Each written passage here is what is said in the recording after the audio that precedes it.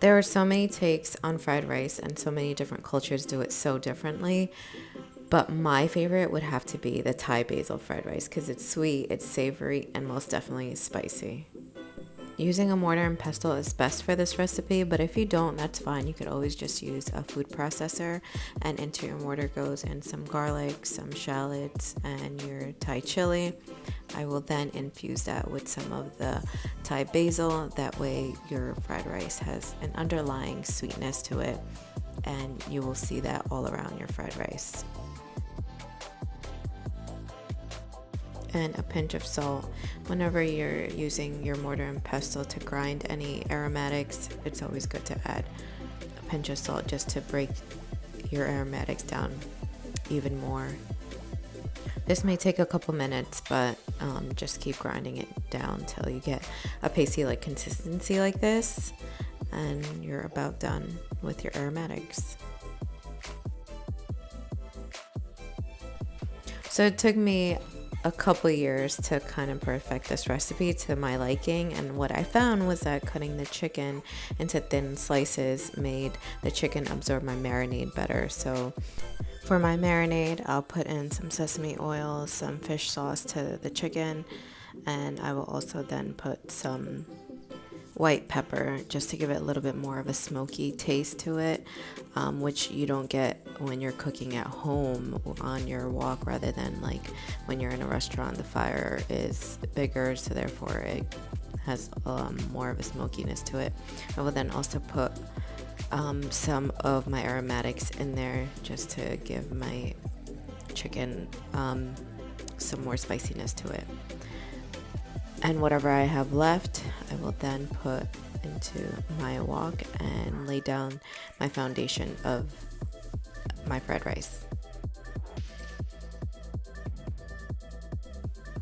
Once all your aromatics is in, just cook this down for about 2 to 3 minutes. Kind of let that cook up a little bit in your wok just before you start adding your meat.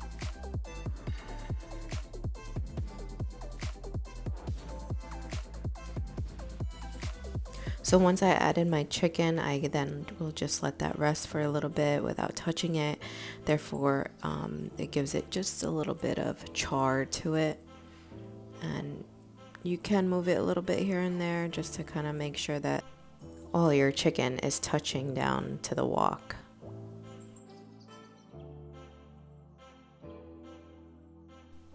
I'm then going to add some oil to my pan so I can fry my egg in it. And just like my meat, I'm going to just let my egg sit for a little bit before I start moving it around to give it that somewhere between a fried egg and a scrambled egg. So I want this to have a little bit like of a marble effect. So I want some yellow popping out, I want some white popping out before I incorporate it to my chicken.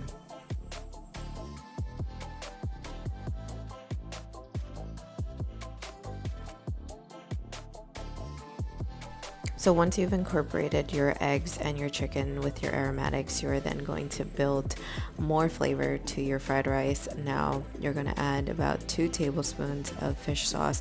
I wouldn't go above 2 tablespoons because fish sauce is very salty.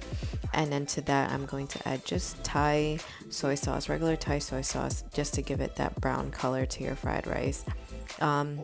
It's okay if you don't have it, it's optional, but do not skip out on the fish sauce. So then in goes your sugar. Yes, you will need sugar for this just to balance out the saltiness of the fish sauce to make it more of a well-balanced flavor to your fried rice. And then I'm going to add in the rice little by little at a time to make sure that I get every bit incorporated into the flavor.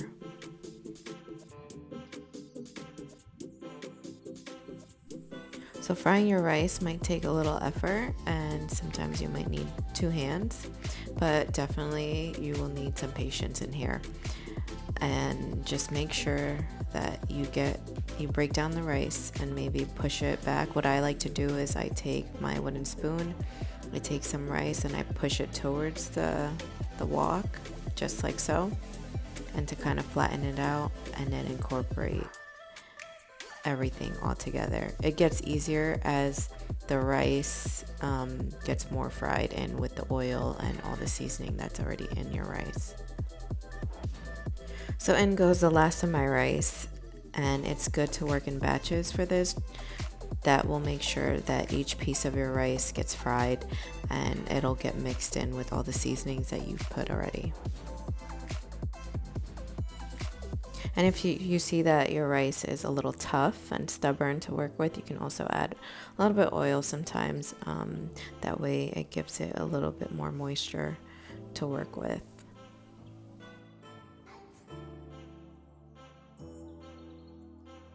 So to give your fried rice more texture, you're going to add in some bell peppers. It could be red or green. I had green at the time. And that way your fried rice will have a little bit more of a bite to it. Also add in your Thai basil.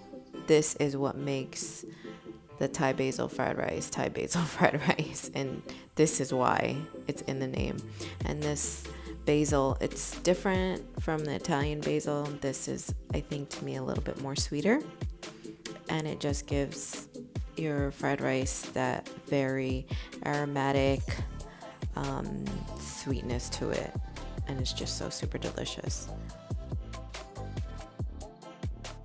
A great way to plate your fried rice is by taking a small bowl and pack your rice on in there, and once you have done that, you can then transfer it to your plate, and it looks nice. This is how I used to get it served in many restaurants years ago, and it keeps your rice warm if you compact it like this. So when it's served at your table, it feels like it just came right off the pan. And then I will garnish it with some cucumbers and then some tomatoes, and that's it. How easy it was. Thank you so much for watching, and I hope you guys enjoy. And here's my little Connor enjoying his fried rice. He really loves this dish, really. I can't even believe it because there's so many Thai chilies in there, but he really enjoys it, and I hope you guys enjoy it too. Thanks for watching.